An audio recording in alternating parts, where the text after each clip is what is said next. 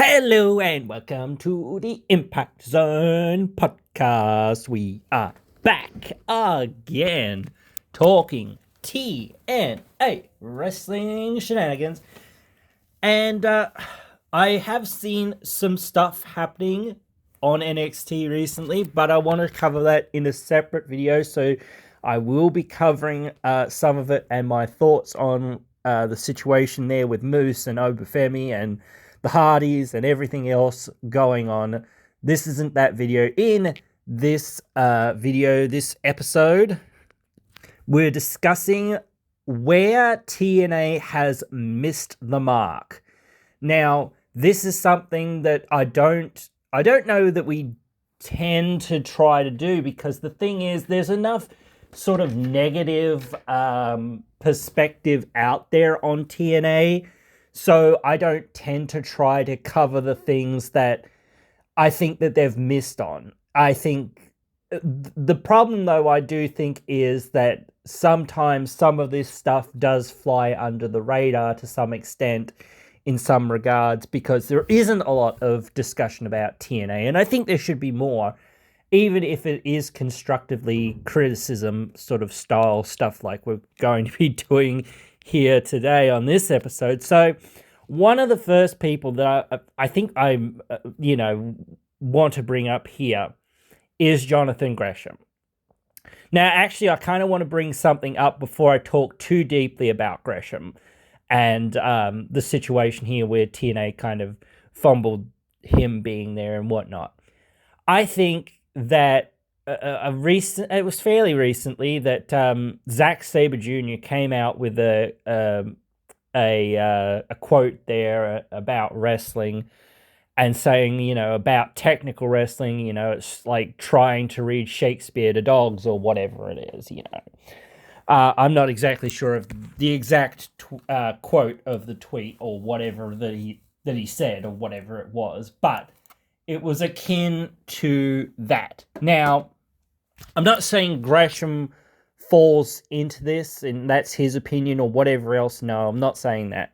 I'm saying that he falls into this problem of, and I saw this with Bully Ray and some of these other people around the place and whatnot.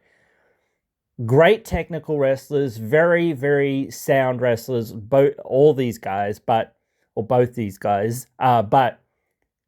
Gresham is somebody that TNA missed on, I think. I think, like we were talking about his masked octopus style gimmick and what was going on with it.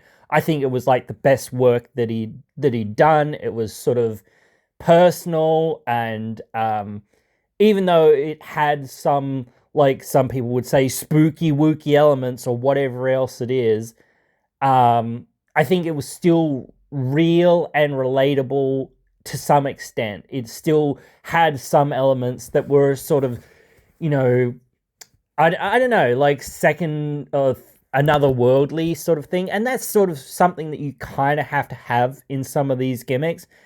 But it is hard to suspend your disbelief, in some of these things and whatnot, that the goo or whatever else that he was spitting was toxic, or, whatever, that it was acidic, or that it was somehow affecting people's minds and things like this.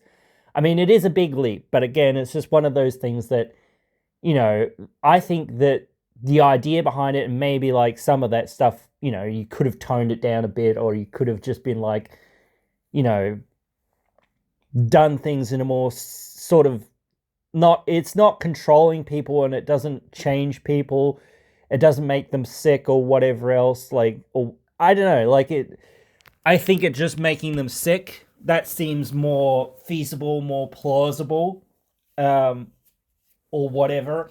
I think that does seem legit. I don't think, you don't know what's in it, so it's like, maybe it does have some hallucinogenic properties or whatever else it is, but certainly I don't think that it, like, shouldn't control people or whatever else, because that's starting to become like, well, how much control does he have, blah, blah, blah, like, how does he control it, all this sort of stuff. So it's like, when you're trying to to do it with a wrestling match. It could be, like suddenly they're a little bit more paralyzed or they're a little bit more slow or whatever else, like in that way of saying, oh, it's really affecting them. They're coughing and carrying on and whatever else it is. That's his advantage, but other than that, I don't think that that it could be like you could really like suspend your disbelief in that. But I think that this is like a perfect study of, I think Gresham is a great wrestler. Amazing wrestler. I don't think he actually did a whole lot of great wrestling while he was under his masked gimmick, but he had more about the timing and psychology and stuff for that character and whatnot.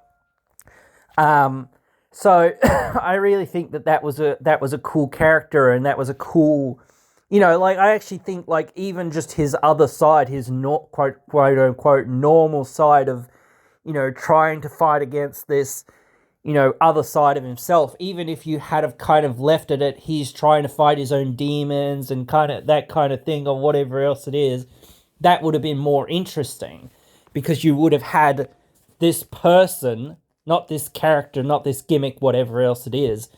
You would have just had, this person struggles with these issues, like or whatever else it is.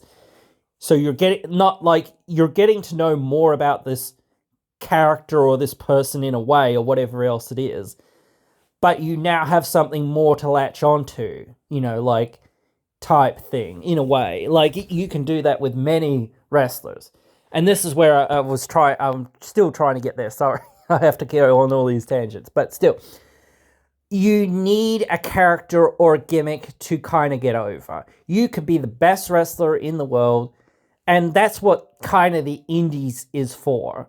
The indies, realistically, like New Japan, all that stuff is just for these guys to become the best wrestler of the best wrestlers of the best wrestlers.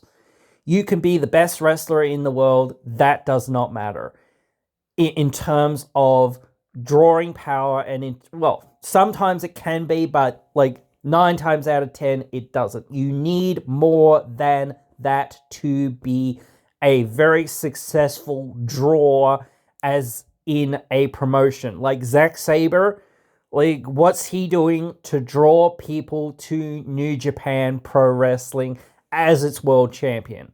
Like we haven't talked about him as being their world champion. We don't talk about many promotions. Like I might mention some other promotions or might mention some other wrestlers or whatnot. He's a great wrestler and he can be a great heel wrestler and whatnot as well, but like he's not really bringing a whole lot of that to being the face right now of New Japan and trying to get, New Japan is pretty safe in many ways. Like they're in Japan and they've got that natural market of wrestling fans who will always turn up. But then again, it's like, well, you're not always selling out the Tokyo Dome or whatever else it is. And yes, again, like they don't have their proper shows and whatnot, like a TV show like TNA or WWE or AEW or whatever else. They just have their shows that they have. And I think that they were trying to get their New Japan Strong show going or whatever it was. But yeah, like if you're going to be the face of the company, even just doing media and doing all that stuff, yes, sure, you can be professional and be one thing or another thing in front of the media cameras or that sort of thing or whatnot. Again, that's different. Like doing promotion and whatnot is different from being a character or whatever. I've seen like some people say that wrestlers shouldn't be in gimmick when they're doing some of these presentations. It should be a shoot, effectively. Well, I think like adding some of your character or whatever storyline stuff is in your current like iteration is fine. Like you can't sit there and say, hey, I'm going to completely ignore this. Like, it might be a bit more of a shoot and a bit more real. Like, I'm going to be a bit more real about it. I'm not going to just be my character, but I'm still going to take some of the parts of my character that are about this feud or about this angle or about this time period in my career to being what I'm talking about with this publicity or whatever else it is. You've got to have some of that, I think, as well, to some degree, because that, if you're a heel, especially, I think this is especially true for heels, but you have to seem professional, but you have to make it seem like this is something between me and him professionally. We're going to settle it in the ring. We might not like each other, or we might, whatever, it doesn't matter. But the ultimate thing at the end of the day is I'm trying to win this belt, this title, or I'm trying to beat him in this feud, or whatever else it is. That's where you've got to kind of draw this line of saying, I'm not trying to be an asshole or whatever else it is. I might come off like an asshole or whatever else, but like at the end of the day, like this is professional wrestling and this is what we do. And this is, we've got to prove it to each other and prove it to ourselves and prove it to everyone else around the world that, hey, this is where I'm at and I deserve to have that belt, or I deserve to be the number one, or I just, am just number one, or whatever else it is, like that's the ego, or that's the perspective that some of these people have. But anyway, still, I don't think that, and it's almost never happened. It's happened maybe a couple of times, but like even the people that you could associate with being, quote, just a good wrestler had something more behind them when they were the champion or when they were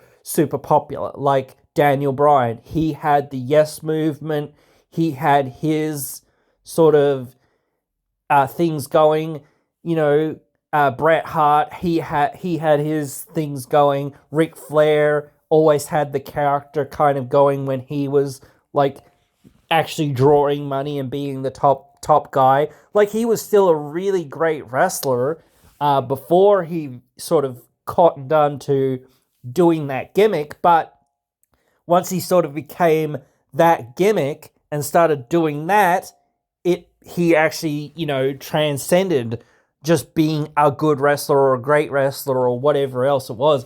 Now suddenly he is this character or whatever else it is. And suddenly, even if he's not the greatest wrestler, him touting himself as being the greatest wrestler and sort of being that kind of heel, works for him and actually helps him to, seem like, oh shit, like who's going to beat him.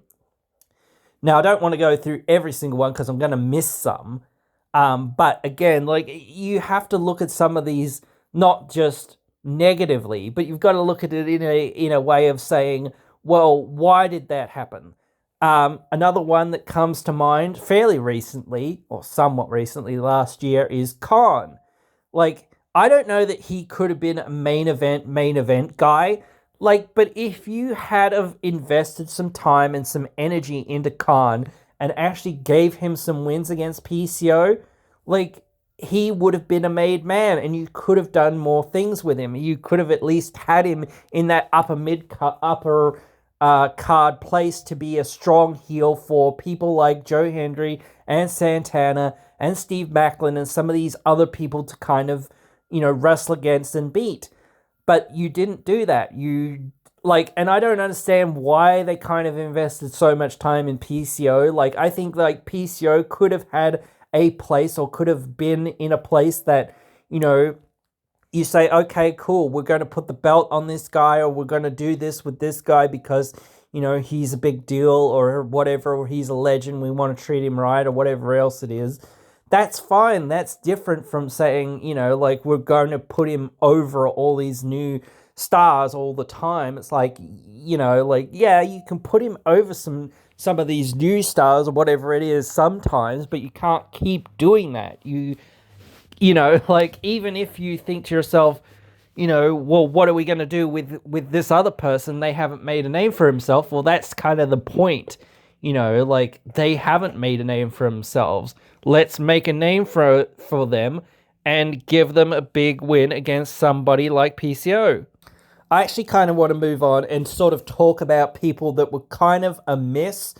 TNA kind of invested a lot of energy and effort into some of these people, but they never really kind of found their feet, so to speak, or never really felt like the thing. Like, I don't know, it's just sort of hard to put your finger on. They never really clicked. Speedball Mike Bailey, like, typical, like, they gave him a whole lot. And I think that the Mustafa Ali run that he had to get to the title at Slammiversary was probably the best thing that he did.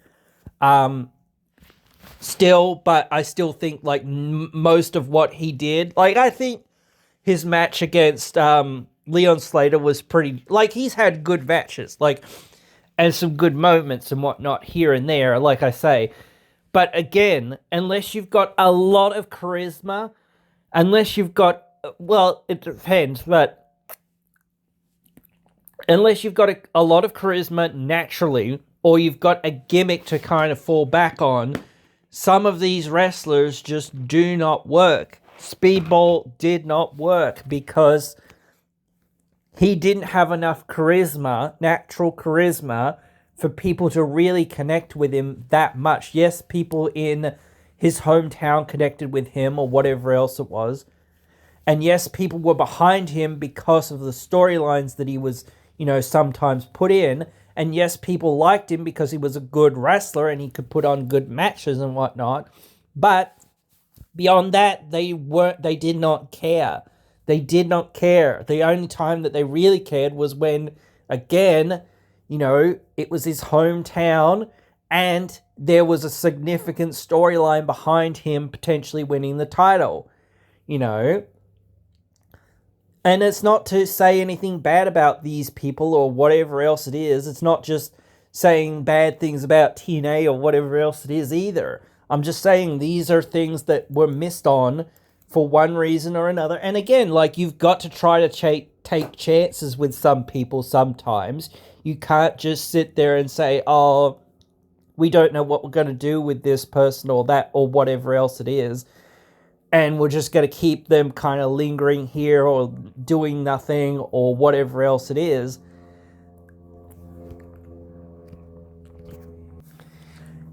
You have got to take those risks. You've got to take those moments. You've got to figure out, why you're pushing this person, why you're pushing that person.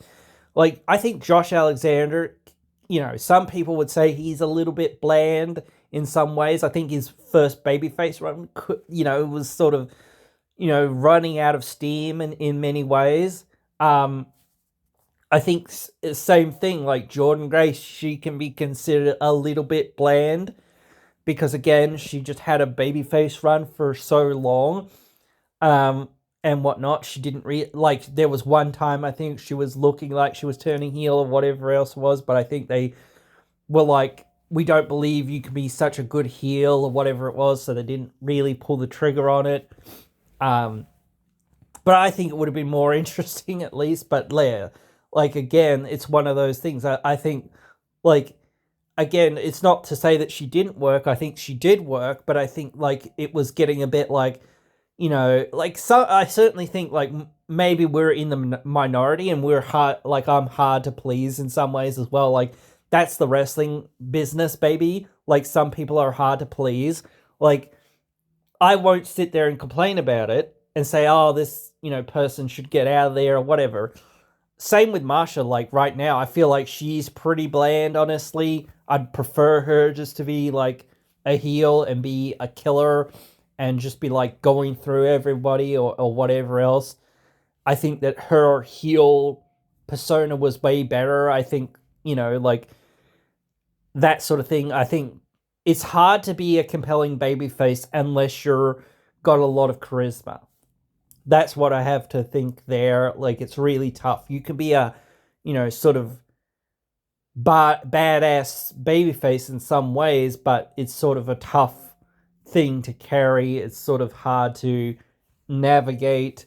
Um, and again, unless you've got the right sort of things going for you, you can sort of start feeling like, this person needs to show that they're still this killer in some ways or whatever else, not just, I'm here and I'm the goody two shoes. Another wrestler. I don't want to go through too many, like I said, but I just want to sort of cover this. They have missed out on a few people. Jake something. They've like put a lot of time and effort into him in some ways, in some regards, a lot of time into him. They never really gave him that many wins. I don't think that would have helped him per se, but again, like if you're relegated to effectively being a jobber, it's really a lot harder to kind of make people care because people are like, oh, you've been relegated to the jobber status, or basically. So now we don't care because we know where you're at. We know you're not going to progress any further. We know where you're going to stay. So even if they try to push you up the card, it's really difficult. It's not just really difficult because, you've been relegated to that position or whatever else it is. It's also difficult because they have relegated you to that position. Meaning that, like, you're like it is easy in some ways, like because you have a lot of opponents to go up against in some ways, but again it's like, well, when you've lost to somebody not just once or twice or whatever it is, it's like, now this dude has lost basically every single match that he's been in there, like, so it's like, there's just no believability. Like, fans don't buy it. Like, even if you're slowly progressing through some people and you're finally getting some wins, the fans still perception is like, well, why are you elevating this jobber? Like, he's just now going to be a jobber to the stars. Like, that's what happened when they suddenly gave him one or two wins here or there or whatever it was, and then he suddenly was facing Joe Hendry again, and it's like, what? Like, he faced him a few months ago or whatever it was, and it was like, yeah, still, like, so what? Like, I don't, like, people's level of investment in Jake was just not there, and they basically turned him heel in the match. So, and that's maybe to do with the fact that everyone was invested in Joe Hendry, but again, like, you know, that's what I was saying when I was saying, like, why are you booking this? Like, you're booking two baby faces. Maybe it was to kind of go, well, let's start setting this guy up to turn heel, whatever else it is, because we need him to, or we need more heels or whatever else it is. But the problem there is, it's like, again, you didn't really do enough to make him validated or make him feel like this guy belongs here, or this guy, is not going anywhere, or this guy is not just, a jobber, maybe he's a jobber to the stars or whatever else it is. But again, when nearly everyone else is a star, well, that just makes him the default jobber, and maybe like a few other people are jobbers beneath him, but like, at the end of the day, that's, a handful of people. Like, so, and like, he hasn't made a single accomplishment in the company. So it's like, he's been in things, he's done things, but he hasn't won a title. He hasn't really been in a serious feud. Like, so it's really hard. It's really tough. And it is tough. It's one of those things, you've got to try to take a chance on some of these people that have potential and whatnot. But again, it's like, well, is this person going anywhere? Can we really do anything with them? This sort of thing. You've got, like, Ace Austin is great. Chris Bay is great.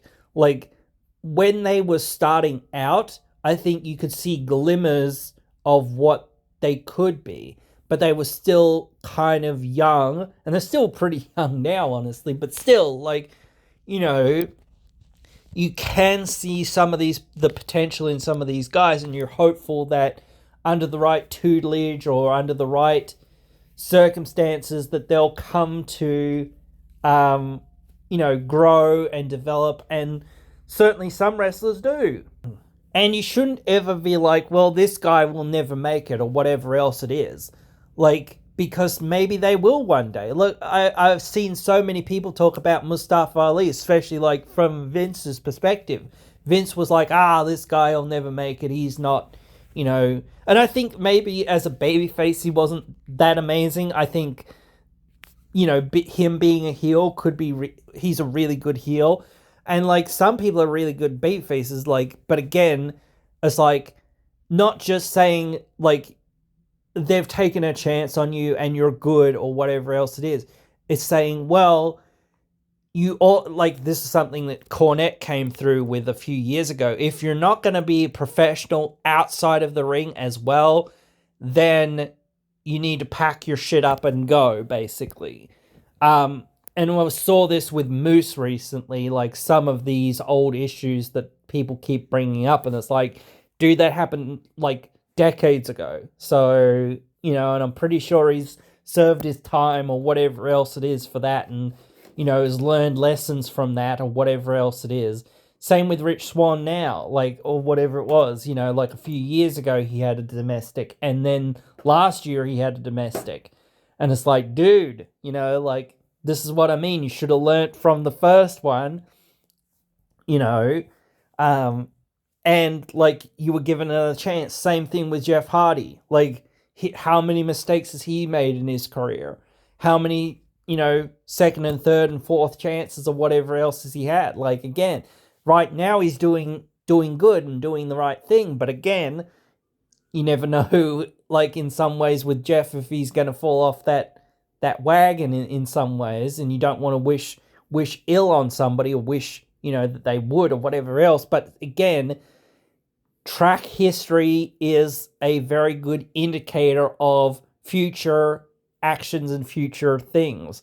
So again, like if you don't learn from it and you continue to repeat the pattern to an extent, well, like again, it is one of those things where it's like, well, how can we rely on you? Like type thing. You might be able to bring in a lot of money and you might be super popular, but you need to be sober. You need to be a good representation for the company. You can't go out there, like if you're going to go out there and drink or whatever else it is, or do drugs or whatever else it is, recreationally or whatever else it is, that's cool. That's up to you. But, you need to keep it in check. You need to not get arrested. You need to not drink and drive or take drugs and drive. You need to not be out there abusing people or saying racist things or whatever else it is, even if that is what you think or what you feel or whatever else it is. I think it's Marty Scroll, I think it is, that he had some racist things or something like that, or he had something going on and suddenly he's been rebooked by somebody there, I think. And it's like, dude, no, do not touch that with a 10-foot pole. Like, again, like you can make the argument for some of these people. And again, it came up with Tessa, like, and I want to talk about all these people that, people feel like it's a mistake, like that they took a chance on this person or whatever else it is, or gave them a second chance or whatever else it is. That is what these people are. These people might see that as a miss or a misstep or whatever else it is. Maybe it is. I don't know. Like, again, we talked a bit about it when Tessa came back and whatnot. It's one of those things. It's very tough for me to sort of disagree with what happened, like, or what people say or whatever else it is. I'm not going to do that. I understand that. But again, have they gone on their journey? Have they paid reprimands? Have they learned from their mistakes, etc., etc., etc.? All that sort of stuff. That is what I think is important. When you've done that and when you've gone through the processes and people start to go, you know what, maybe this girl deserves a second chance. she's tried to right the wrongs or whatever else it is, or taken ownership of it, or whatever else it is, or whoever it is, it doesn't matter. Again, has Jeff become sober? Yes. Well, maybe he deserves another chance. We don't know. And he could bring us in some money, and he could bring us in some attention. So, and if he's not, again, he's probably not able to be in the most major role. But again, if he was in the most major role, could we trust him? Maybe for a little bit. We don't know. But again, maybe that's all we need, that short time. Matt, came back, challenged Moose, for the title. Just a one-off, thing. Now he's doing some great tag team stuff and whatever. But it's well, where's all this going? Type thing. But still, one of those things is to say, hey, when you're looking at bringing in some of these guys, whoever it is, or you're looking at releasing some guys, it's that is the first thing to look for. Yes, again, I said this and I'll say it 1,000 times, you need to have these people that are there to help put other people over, but you also kind of need to refresh that group of people, because you cannot keep the same guys in the same position forever. You need to bring in new guys, new jobbers, or new jobbers to the stars, or whatever else it is. But the problem with that is also that it's when you bring in a jobber to the stars, or whatever else it is, it's are they actually, going to be invested in by the fans? Is somebody, or the fan base in general, I guess, going to attach themselves to this person? And then you've got kind of a position where you've got this person's getting over, even though they're a jobber.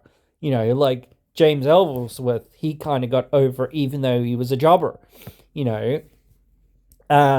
effectively, but again, it's one of those things that happens sometimes. It is very hard for somebody like Laredo Kid. I think he's a very good wrestler, but again, maybe we know a little bit more about him, where he, was it his pancreas, or what was it that he got damaged? And he had to have surgery in that on, and he nearly died, or whatever it was, and all that. I think it was his stomach or something like that burst, or something. I can't remember. Anyway, so you get to learn a little bit more about him like that. That's cool. That's great. Suddenly you've got this sympathetic babyface, And again, maybe that was they pulled the trigger a bit quick on that in some ways, but again, they kind of didn't, because it took, I don't know how long he was there for, but then again, he was here and there and kind of back and then gone again and whatnot. I'm assuming he had other commitments as well, so. And again, he was basically used in the role of a jobber for that whole time, effectively. So it's you can't blame the guy for being well, I've got other dates to do, and if I'm just coming over their job, well, who would be excited about that type, thing? No one really would be, But when you're younger or less well known, it can be that thing to be well, this is a foot in the door. Even if you've been there before, it might be well, it's a new regime, blah, blah, blah, whatever else. You go out there trying to impress with what you can, help somebody to feel they're viable and they're on their way, or whatever else it is.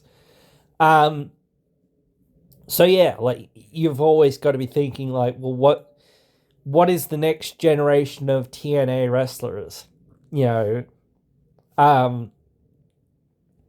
Because it is tough when you have somebody like Jordan leave and whatnot. She was a star in TNA in many ways.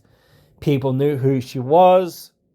So yeah, like people can get over. Like she got over despite a few of these things that I'm sort of saying here. But like, and again, like we keep saying, the other titles besides the men's title don't have to be the major draw for the company most of the time. But still, people want to see other things other than these things. So they want to be entertained. That's the ultimate goal. And, you know, is what you're presenting entertaining?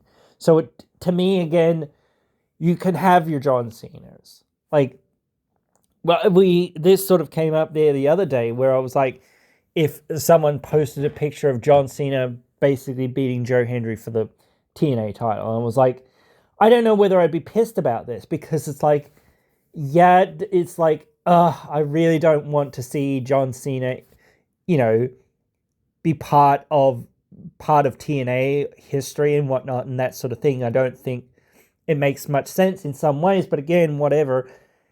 The flip side is, it's like, dude, that'd be good, because it's like, he is probably today among the most recognizable wrestlers in wrestling. So, or whatever you want to call it, sports, entertainment, whatever. So if people hear, and if John Cena does what he does, which is what he's meant to do, you know, hey, guess what? He's got to take that title and he's got to promote it. And he's got to be saying, hey, I'm the TNA champ. You know, you can't see me. My time is now. I'm 17-time champ. You know, whatever. All this stuff. He's got to promote that and get people to come to those shows. And that will get people to come to those shows. You know, so that's the ultimate goal for any wrestling company or whatever. Whatever. Getting the people's butts in the seats, getting people's money off of them buying the shows, you know. And I sort of created this video as a sort of, you know, polar opposite to the video I made where I said, hey, TNA has proved itself to be able to do this sort of thing. Yes, they've proved themselves to be able to do this thing. Do they always do it? No. And can you pull the trigger on everyone? No. But again, like some of these things, sometimes it does feel like, you know, well, I feel like you could have pulled the trigger on some of these other guys better than what you did, or done more with them. I don't think that you could have done that much with PCO. I don't think, you know, it really would have hurt him or whatever else it was, you know, to lose here and there, or to have a journey to getting back his win or whatever else it was, or getting revenge and that sort of thing, which he kind of did straight away. Same with like Li Lee. Like, it was like, why are they chop blocking Savannah Evans, like, by making Lee win without much fanfare? And then now you're like, oh, well, she's not coming back for a while. Well, now what are we going to do? And then you're like, well, the only other person that we've kind of got to feed to Marsha is Savannah. And now you've just kneecapped her even more. You know, like, so it's like, all that effort for what? You know, like, to make somebody... And again, like, you should reward the people that are gonna stick there. If they're not interested or whatever. And again, like, sometimes that rewarding makes people stick there. But again, you shouldn't be saying, hey, you know, just because you're leaving, we care about you suddenly.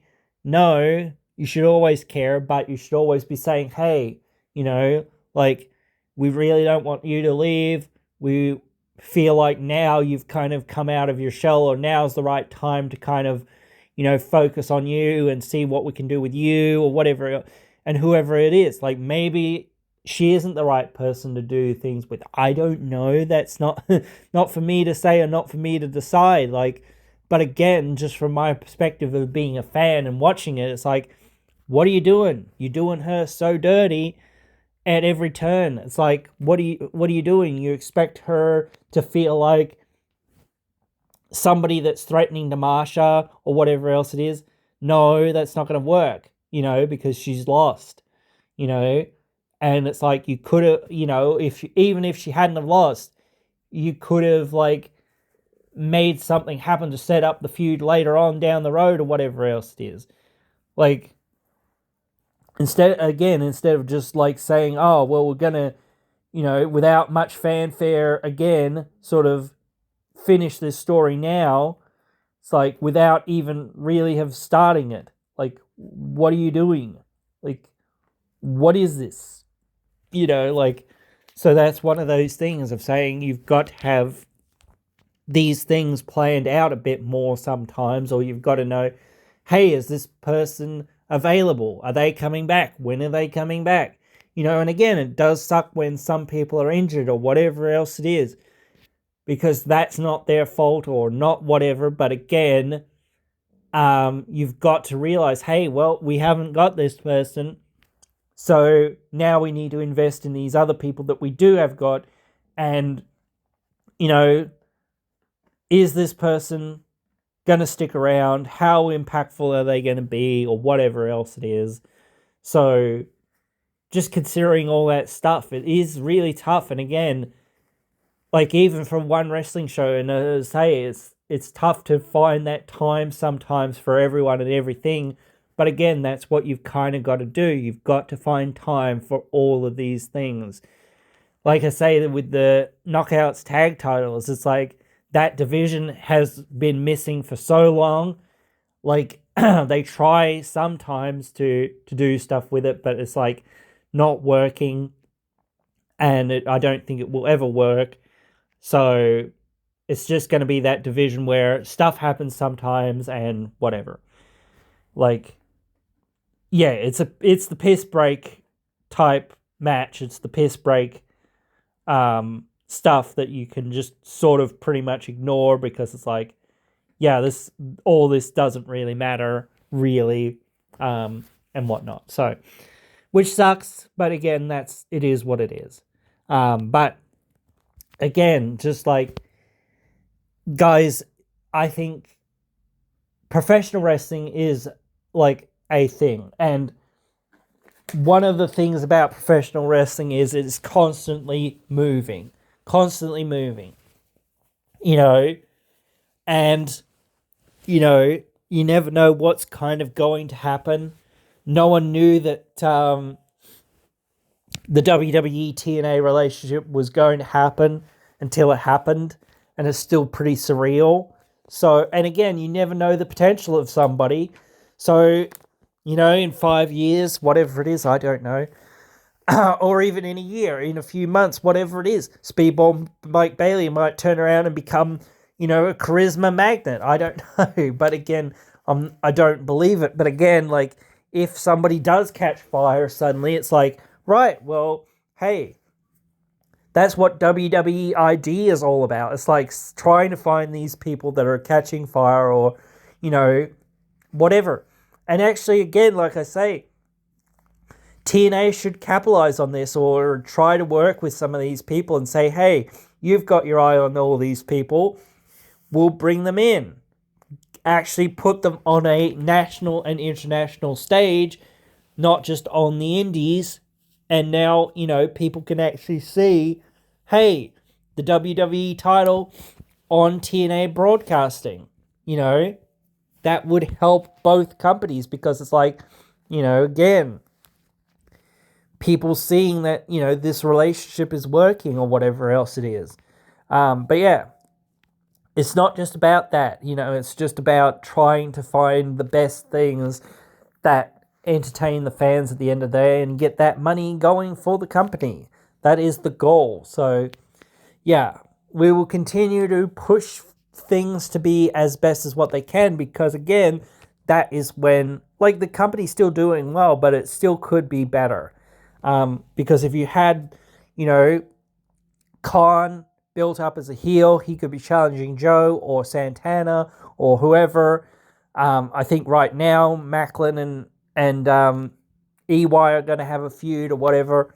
So, but you could still have Khan there for a feud with, with Macklin afterwards or whatever else it is. It's tough to figure out what to do with some people because I like AJ Francis's character. I think he's a really great heel, good talker. He's like very okay in the ring, I would say, for the most part. But it's hard to be like he doesn't belong in that main event picture in some ways because he's so good at being a character and so over. But he really needs to be like in a tag team because he isn't really the guy of being capable to have that many great matches. And like again, not just saying that everything needs to be 5 stars or 4 stars or whatever, but at least things need to be fairly passable. Things need to be of a certain quality mostly. You cannot just put on dog poop and expect people to appreciate it. You need more ability to put on at least a very good, decent performance in the ring, as well as being a character and a performer and whatnot. So, that's where, like the lines do cross. It's like you need to be a bit of everything. So that is quite hard. You need to be your own trainer. You need to be everything in this business unto yourself in many ways. Like you can have a manager or whatever else it is. But again, like that's how Bobby Lashley kind of got over. He was extremely like bland for the most part, but once he kind of got MVP as his mouse stick or whatever else, it became like, oh, well now this guy who actually has, the talking ability, to back him up, it's like, well, now this works because now this guy can just go out there, look menacing and destroy people, and then have somebody who can, properly contextualize and say, this is, the destroyer, Bobby Lashley, my client, Brock Lesnar, like whatever, So that's where you've got to be like, maybe this person does need this, or, not just kneecapping somebody by, like saying, well, this dynamic works, but doesn't make any sense. Like the Rusev Day stuff. It's like with Aiden English, it's like, well, does he need that manager? No, but like, is it a good duo act? Yes. So just keep it together, even if it doesn't make sense that a babyface has a manager sometimes or whatever else it is.